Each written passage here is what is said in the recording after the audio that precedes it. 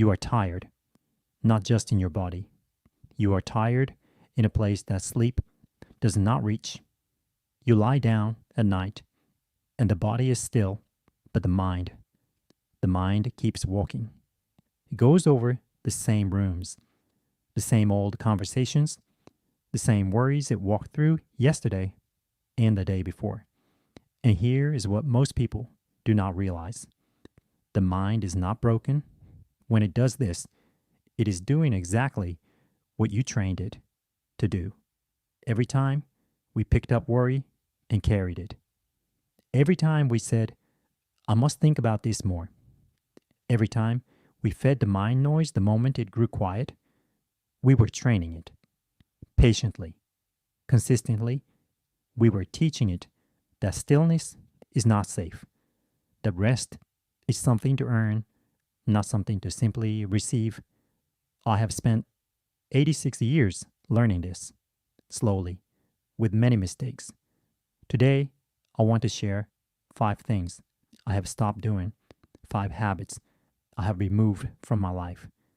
Not because I read them in a book, but because age and loss and many quiet mornings taught them to me one by one. On the last one, the 5th, I have saved for the end because it is the one my own students speak about most. They call it the small return. It took me until I was past 70 to understand it. I think it may be the most important thing I will say today. So stay with me. We have time. I am Master Ming. I am glad you are here. If these words bring you some peace, perhaps you will walk this road with me. There is a small button below. No pressure, no hurry. Only come if it feels right. The first thing, I never feed my mind. Before I give it silence, there's a river near the monastery where I spent my 30s. In the early morning, before anyone was awake, that river was perfectly still. You could see every stone on the bottom, every ripple the fish made, the light moving through the water like something alive. But if you threw a stone, even one small stone, the whole surface broke apart. And for a long time afterward, you could see nothing clearly at all. Our mind is that river. In the morning, it rises naturally into a kind of stillness, a readiness. The thoughts of the day before have settled. The dreams have quieted. There is a window, maybe 10 minutes, maybe 15, when the mind is clear and open and yours. I used to waste that window every day.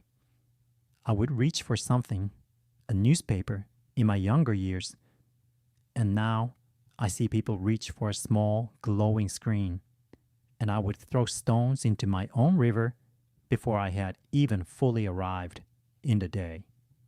A young monk I knew many years ago used to complain that he could never think clearly, that his mind felt scattered from the moment he opened his eyes.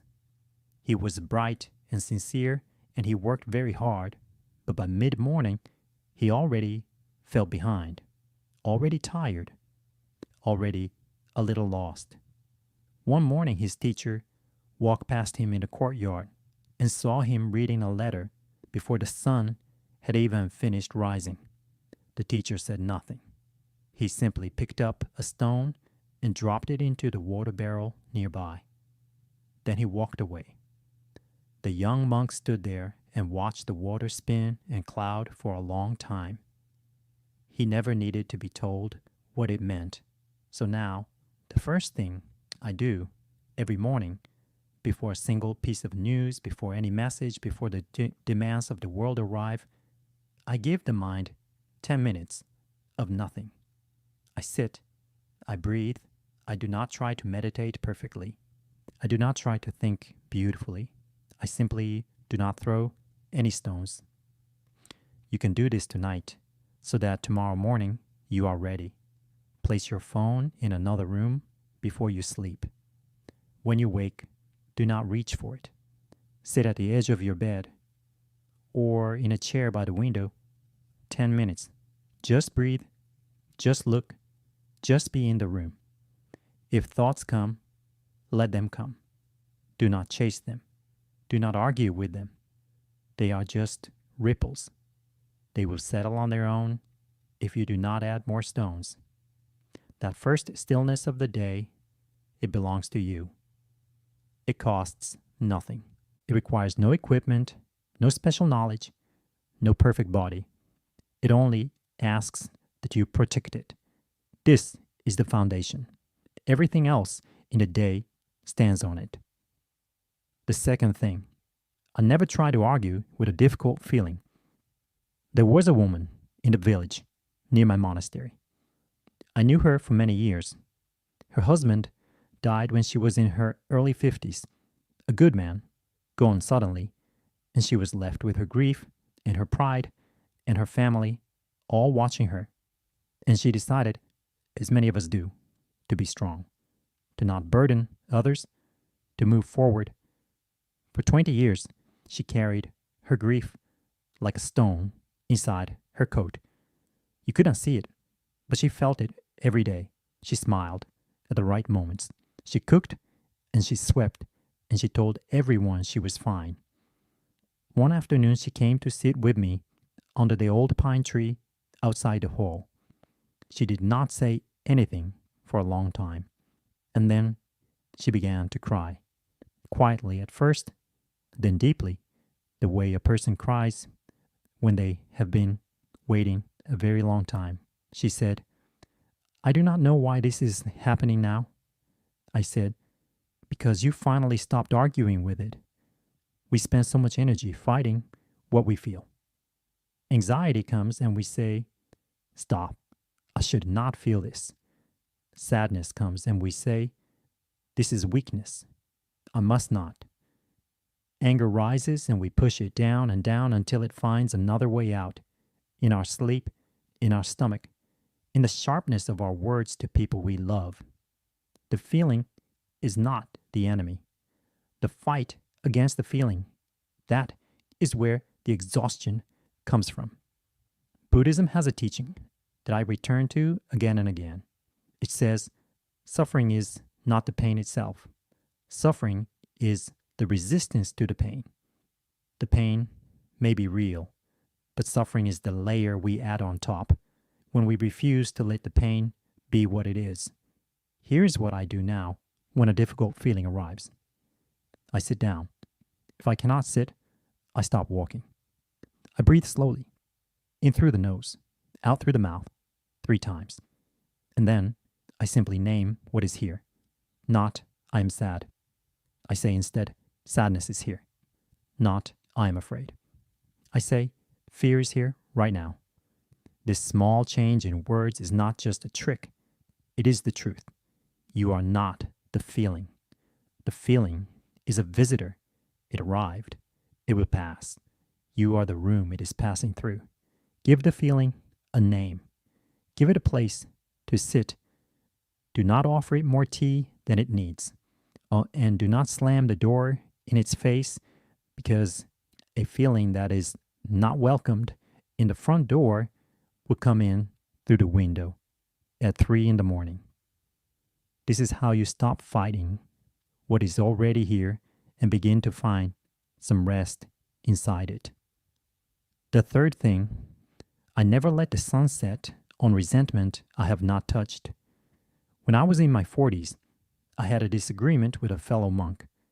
It was not a large thing. I cannot even remember now what began it.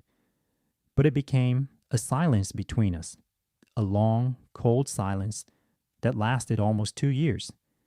We lived in the same small monastery. We ate at the same table. We passed each other in the same narrow hallways. And we said nothing. I told myself I had forgiven him. I had not. What I had done was something else entirely. I had placed the resentment on a shelf inside me, carefully, neatly, and I walked past it every day and pretended it was not there.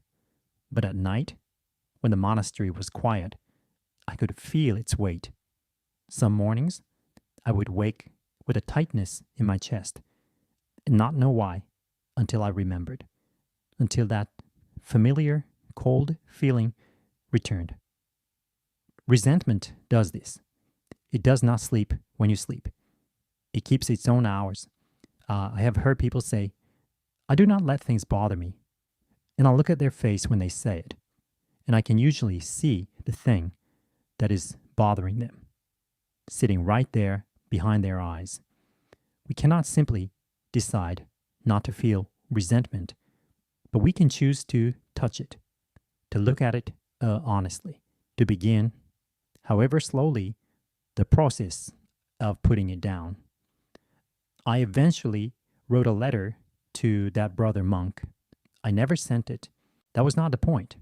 The point was to say, on paper, what I had not been able to say out loud, what I was angry about, what I had wanted from him and had not received, what I was sorry for in myself.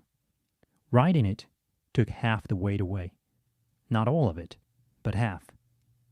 Here is a small practice for the evening, and you can try it tonight.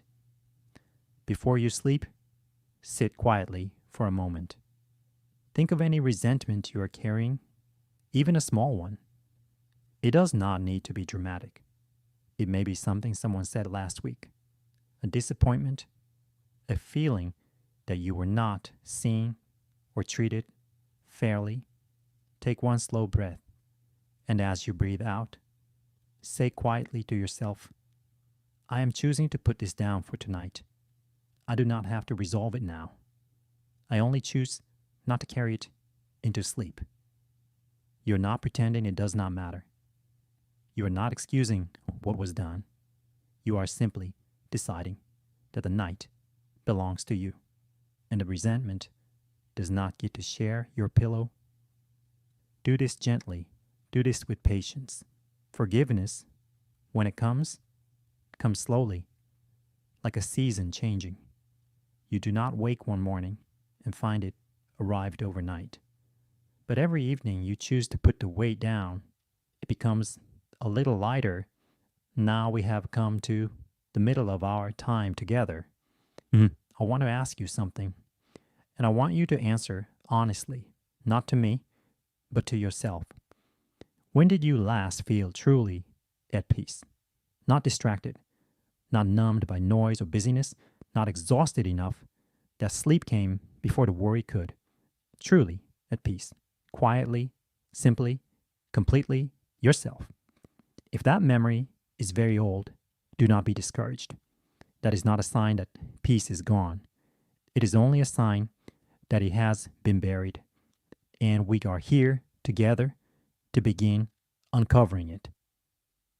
The fifth thing I will share, and the final one, I believe, is the most powerful of all. It is the one that taught me what peace actually is, not the absence of difficulty, something deeper than that. Stay with me just a little longer. We are almost there. The fourth thing, I never compare my inner life to someone else's outer life. There's an old story I love. Two monks lived in the same monastery for 30 years. One was celebrated, his teachings were copied, his name was spoken, students traveled from far away to hear him speak. The other worked quietly in the garden. He grew vegetables, he swept the paths, he fixed things when they broke. Almost no one remembered his name. When the celebrated monk died, there was a great ceremony. Many people came. There were tears and speeches and incense and long prayers. When the quiet monk died, only a few people were there. It was a simple mourning. A bird was singing in the garden he had tended for 30 years. Those who were present said his face, in his last hours, was the most peaceful face they had ever seen on a dying man. Comparison is one of the great thieves of mental peace. We do it without thinking. We see someone's life, or what they show us of their life, and we measure ourselves against it. We look at what others have built, or been given, or achieved, and we look at our own life and something tightens in the chest. But we are making an impossible comparison. We are comparing our inside, our fears, our doubts, our private struggles, the full, complicated truth of who we are, to someone else's outside, to the face they show the world, to the parts of their life they have chosen to display. It is like comparing the inside of your house to the painted front of someone else's. No one's inside looks like they are outside. No one's. I am 86 years old. I have sat with many people at the end of their lives. I have never once heard a person say, I am grateful I spent so many years measuring myself against others. Not once. But I have heard many people say they wished they had spent more time in their own garden. Here is the practice I return to when I catch myself comparing. I call it the closed garden. I simply ask myself, what is growing in my own garden right now that needs my attention? Not my neighbor's garden, not the garden I saw in a beautiful picture. Mine, right here, with its weeds and its stones and the things that are quietly blooming that I have not noticed because I was looking elsewhere. Ask yourself that question tonight. What is growing here in my own life that is asking for my care? Go there. Tend that. That is where your peace lives, not across the fence, but right beneath your feet. The fifth thing, the one I saved for you. I never rushed the process of returning to myself. Many years ago, one of my students was very ill. He had been ill for some time, and he knew, as did I, that he was approaching the end of his life. He was a man who had been full of energy his whole life, always moving, always thinking, always doing the next thing. And now his body would not let him do any of it. And it frightened him deeply. I sat with him many afternoons in his final weeks, and I watched him do something I have seen many people do. He was trying to heal faster, trying to feel better faster, trying to make peace with things faster. Every day he would wake and check. Am I better? Is the fear smaller? Have I let go yet? Am I at peace yet? And every day, when the answer was not yet, he felt he had failed at something. One afternoon, I brought him a cup of tea. I set it beside him, and I said nothing. We sat in the quiet room together for a while, and he watched the tea, which was still too hot to drink, slowly cool. He reached for it once, too soon, and put it back. He waited. He reached again. This time it was perfect. He looked at me, and he almost smiled. He said, "It cannot be hurried." I said, "No, it cannot." He died 3 weeks later. But those 3 weeks were different. He stopped checking. He stopped measuring. He stopped trying to force the peace to arrive on his schedule. And peace, as it always does when we stop demanding it, quietly came. This is the hardest thing I know, and perhaps the most important. We live in a world that treats healing like a project, like something with a schedule and a checklist and a deadline. We say, I will feel better by summer, or I have been sad long enough, I should be over this, or I have been trying to meditate for a month and I still do not feel calm. It is not working. But the mind does not heal on demand. The mind returns to peace the way tea cools, the way winter becomes spring, the way a wound, if you leave it alone and keep it clean, slowly, silently closes itself. You cannot rush it, but you can stop disturbing it. Here's what I call the small return. And you can do this today, right now, wherever you are. Find a chair or a cushion, sit down, close your eyes, or soften them toward the floor. Take 3 slow breaths. In through the nose, out through the mouth, slowly. With each breath, do not try to feel peaceful. Do not try to fix anything. Simply notice where you are. Feel the weight of your body in the chair. Feel your feet on the floor. Notice the sounds in the room. Not good or bad, just sounds. Notice the air on your skin. You are not trying to achieve anything. You are simply arriving back in yourself. Do this for 2 minutes. That is all. 2 minutes of returning. You do not need to be consistent at first. You do not need to do it perfectly. You only need to do it. Because what you are teaching your mind in those 2 minutes is that it is safe to come home. That the self, this quiet, ordinary, imperfect self, is a place worth returning to. Many of my students have found, after weeks or months of this small practice, that the restlessness they carried for years begins to loosen. Not because they solved all their problems, not because the world became easier, but because they stopped being strangers to themselves. You are not behind. You are not broken. You are not too old to find peace.